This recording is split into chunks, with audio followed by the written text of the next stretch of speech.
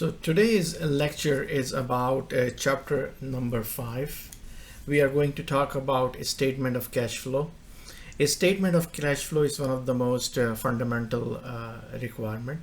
It's a required financial statement for all the publicly traded companies to submit with income statement and balance sheet. Private companies are not required, but majority of the private companies do also present in their annual report with income statement and balance sheet the statement of cash flow. In fact, a statement of cash flow is a very important statement, is a financial statement, and the reason is because this statement tracks how much cash has been generated by the business throughout the previous year. And the reason it's important is because cash is one of the most important item that we use in our business to pay our bills. The most important is payroll. For example, most companies pay payroll in general every 2 weeks. So every 2 weeks, a company need cash to pay its employees and other obligations related to payroll. So let's dive into it. Cash statement of cash flow, as I said, cash, one of the most important asset, critical to the successful operation and growth of any company. Because as we know that, and we're going to study further in a little bit later, that every business has operations. What kind of operation we are talking about? We're talking about a business, for example, Tarrant County College. Yes, it's a non-profit organization, but it's a business that offers classes. So any organization such as the state of Texas or Tarrant County or federal government would like to see how many classes Tarrant County College is offering. So every student who is participating in any course is paying a some amount of tuition. So we want to know how much tuition dollar is Tarrant County bringing for every course, every semester, and throughout the year, and how they're utilizing the cash in order to pay off their expenses. Of course, Tarrant County has employees. I'm Tarrant County employee, so they pay my salary. They also pay utility bills. They also pay expenses for the supplies that we as an instructor use it. So let's continue our discussion about a statement.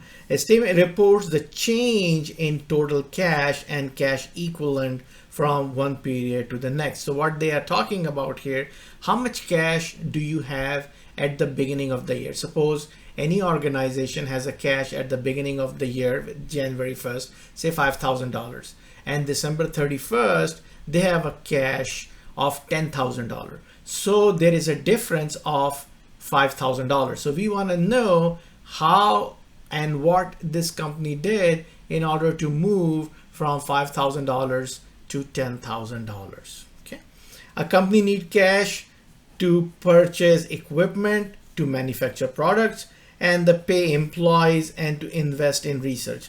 So manufacture products.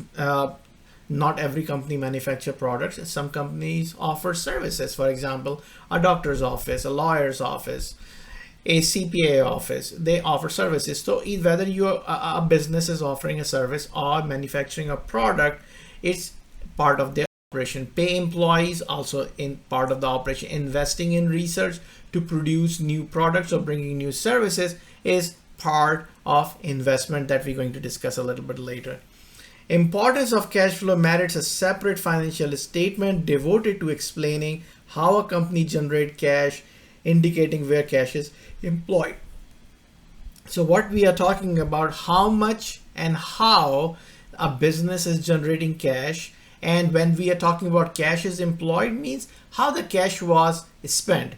Are you spending all your cash on expenses, means day-to-day expenses or operating expenses, or you are using this cash to invest in building or expanding your business. It summarizes cash inflows and outflows over a period. So what is a cash inflow and what is a cash outflow? A cash inflow is simply a cash that is coming into the business either you are selling a product or service which is a revenue. A cash is coming into the business through a revenue is cash inflow. You could also have a cash inflow by selling a long-term asset such as a piece of land or a building or an equipment. That's also a cash inflow. Or you may be selling a piece of a business like what we call common stock. So if you are selling common stock, the cash is coming in. So if you are generating a cash coming in through selling products or services, called cash in operating cash inflow. If you are selling a piece of land or building, is the cash investing cash inflow. If you are selling a common stock, that would be considered financing cash inflow. So what are cash outflows? The cash outflows, that means you are paying a bill, utility bills. You're paying your employees. That's cash. This is called cash outflow, or operating, specifically operating cash outflow. If you are purchasing a piece of investment, a land or a building or a machinery, that would be considered a cash outflow, and more specifically, investing cash outflow. If you are buying back the shares from your shareholders, that is a cash outflow, but it would be considered financing cash outflow. And also, if you are paying dividend, it would be considered cash flow, financing cash outflow. Okay. So the statement of cash flow enables financial statement users to assess the entity's ability to meet its obligation and pay dividends. Meets its obligation simply means is the company is able to pay its employees, is the company is capable of paying their day-to-day bills like utilities bill, rent, insurance expense. Also other obligations such as interest payment. When a company borrows money, they have to pay regular interest payments. So we want to know whether the company is capable of paying interest payments or not, and dividends to the common stockholders. So if you are a banker and you want to loan $1 million to a company, you would like to read their financial statements, especially the statement of cash flow, to figure out whether the company who is borrowing $1 million would be able to pay monthly, quarterly, biannually, or annually the interest payments. Determine whether the entity will require external financing. External financing simply means you have two types of financing: debt financing or you have equity financing. In equity financing, you sell your common stock and preferred stock. In debt financing, you sell your bonds, for example, or notes payable. Okay. Identify the difference between net income and the cash. So net income and cash are two different things. A net income is a accrual income. It does not necessarily the same as the cash. So we want to see how much is the net income and how much cash you receive. So there are two different things. A cash is an asset that's reported on the balance sheet, and net income is the revenue minus expense, accrual income on the income statement. Now let's move to the parts of cash flow. There are three parts: operating, investing, and financing. In operating, is he talking about the cash inflow from revenue and cash outflow to pay the expenses. Investing is the cash inflow if you are selling a long-term asset, or cash outflow if you are purchasing a long-term asset such as land, building, and machinery.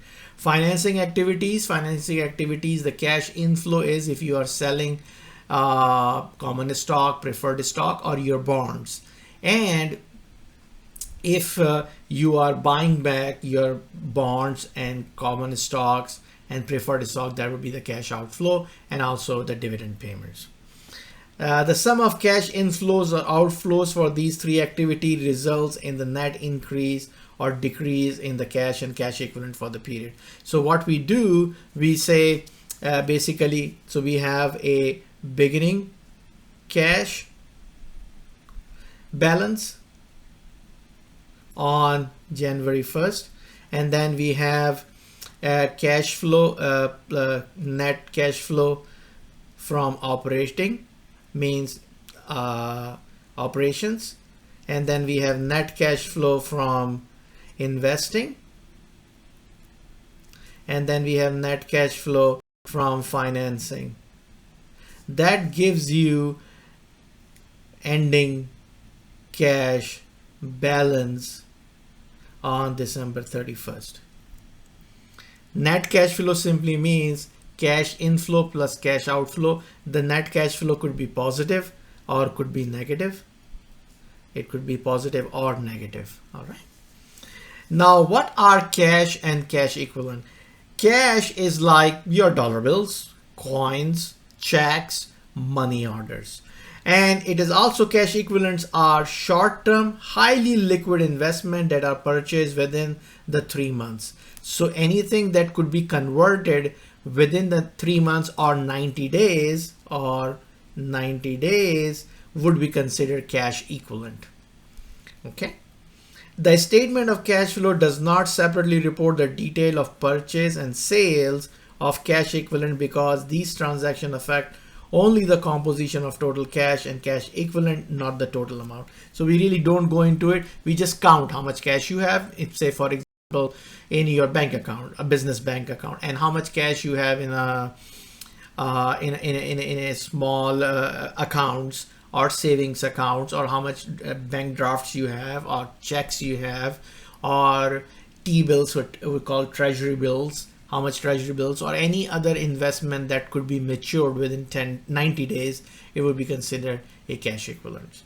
So what are operating activities? Operating activities include cash receipt and disbursement, which means payment in simple English, related to the production and delivery of goods and services. So if your business is if your business is in the business of selling cake, for example, so your goods will be cake. Or if your business in the business of providing dental hygiene, that will be your you have dentist, you're providing a service called dental hygiene, and that are reported on accrual basis on the statement of net income. Because as you know that we use accrual accounting in preparing our income statement and balance sheet, and the statement of cash flow is basically on cash basis. So we have to convert those in accrual income and accrual expenses into cash. Okay. So what are the operating activities that we're talking about? Cash receipt from customer, which is basically our revenue.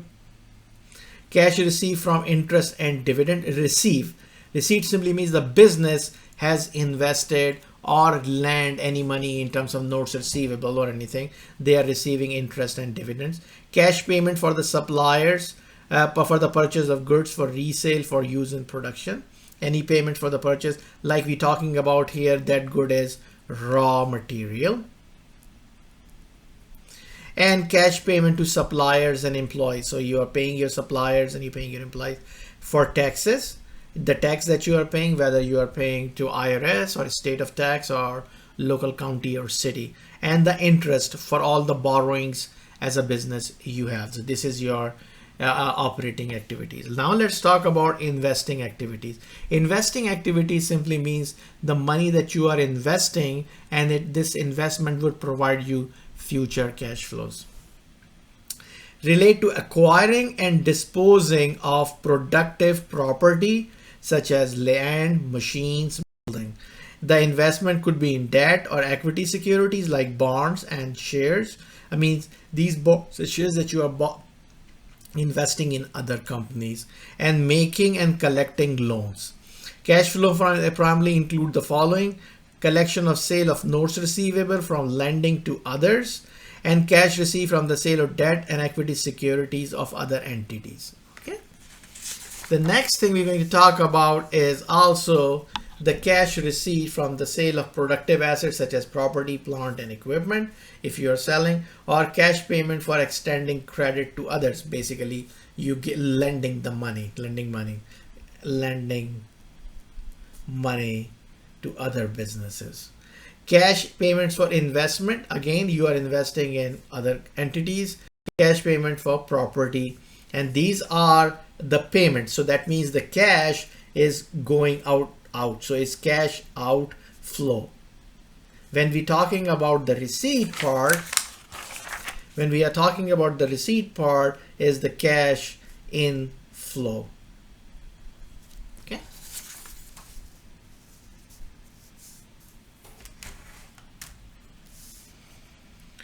Now let's talk about the financing activities. Financing activity involve cash received from debt and equity financing. Debt and equity financing means the business itself either selling, either borrowing the money. Debt means borrowing, or equity means selling piece of a business. And in both borrowing or selling a piece of business, that both ideas are to raise capital, or cash, dollar. Okay. Cash flow from financing include cash receipt from issuing equity to owners. Here we're talking about common stock and preferred stock. Cash from borrowing through bonds and notes or other debt instruments like such as commercial papers. And cash payment to repurchase. So that is the cash receipt, which is cash inflow. And these three payment would be cash outflow. Always remember cash inflow has a positive sign and cash inflow has a negative sign. So cash outflow, positive sign, and cash inflow is a negative sign. Okay. So if, let's put it this, if cash inflow is greater than cash outflow, so the net cash flow will be positive. Else cash inflow less than cash outflow, that means net cash flow will be negative, right? And NCF is equal to net cash flow, net cash flow. All right.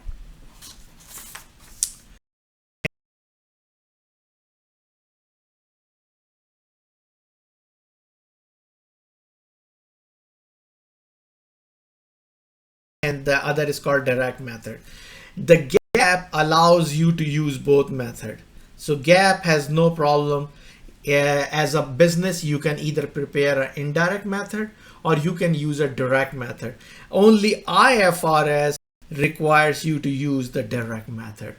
The answer that you will get at the end will be the same for both, whether you use an indirect method or direct method. All right. Another thing is that there are three parts of statement of cash flow: operating activity, investing activity, and financing activity.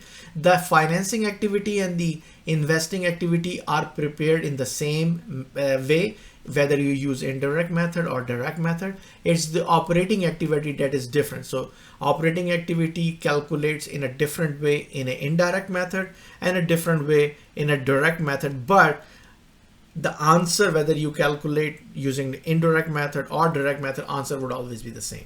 Okay.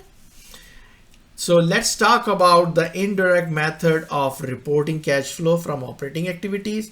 The indirect method is also referred to reconciliation format, begins with the net income from income statement and then reconciles the net income to the net cash generated from operating activity. Adjustment for non-cash item. And so how's it starts? So basically it starts with net income. So you add net income and then you add all the depreciation, amortization, or depletion. Anything that you have, you add these things back, because depreciation, amortization, and depletions are non-cash expense. You do not write a check to pay for these things. So you have to add back. And then you add or subtract increase in either add or subtract increase or change in account receivable, and you also add and subtract like change in inventory. You also add and subtract changes in current liabilities, right? So these are the things that you do in order to get, that gives you the cash provided by operating activities. Let's talk about direct method. Under the direct method, also referred to as income statement format, from operating activities, companies report actual cash inflows and outflows in the operating section of the statement of cash flow. Okay. Now we're going to talk about financial statement articulation. What is articulation means? It is the relationship among financial statement and financial statement elements. Financial statement, you know, that's income statement, balance sheet. What are the elements? So elements of income statement is revenues and expenses. The elements for balance sheet is asset, liability, and equity. Okay, it's a critical concept in understanding the financial statement. The elements of the four basic financial statement are intrinsically interrelated. They are all interrelated. They cannot be understand separately. They has to be understand in relationship with the financial statement. Now, what are notes to the financial statement? Notes or footnotes are integral part of the financial statement that provide descriptive information regarding company's accounting policy, supplemental disclosure of terms not reported in the financial statement, additional details for transaction reported on the four main financial statements. Note provide relevant information that is not included in the face of the financial statement. Three types of disclosure: information about a specific line item on the finance that implies or amplifies or explains the information more fully, or information about the nature of the entity, activities, along with information about entities' advantage, disadvantage, restrictions, and privilege. So you have to tell all this information that cannot be inferred just by looking at financial statements such as income statement and balance sheet.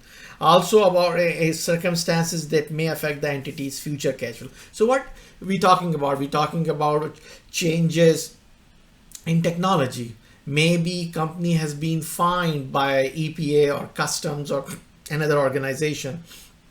Maybe their competitor has outsmarted them in selling and their product, for example. So how is it going to affect the future of these financial statement or the business? Because as a stockholder, a shareholder, or a debt holder like a bond holder, you would like to know whether this company is going to do well in the future and your investment is safe. All right. So let's talk about the next topic here, summary of significant accounting policies.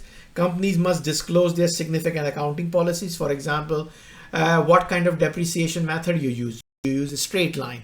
Do you use a unit of production? Do you use double declining balance?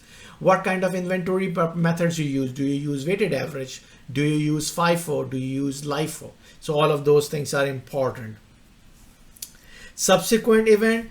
Subsequent event is a significant event that occurs after the date of fiscal year. Anything that happens. So usually the year goes from January 1st to January 31st. Your financial statements with annual report and audit report usually release in February or March. So anything happens from the date of the release of the financial statement to the public and December 31st, if something happens that could affect the current financial statement and next year financial statement, it's called significant event. Maybe there is a fire, their factory burned down, their vendor filed bankruptcy, they lost customer due to a technological change. Anything that could affect the financial statement would be considered significant event. Examples are sale of a business, issuance of debt or equity, and settlement of litigation. Firms either recognize material subsequent events in the financial statement for the preceding year or disclose them in the notes to the financial statement. The next is a very important topic. It's called going concern uncertainties.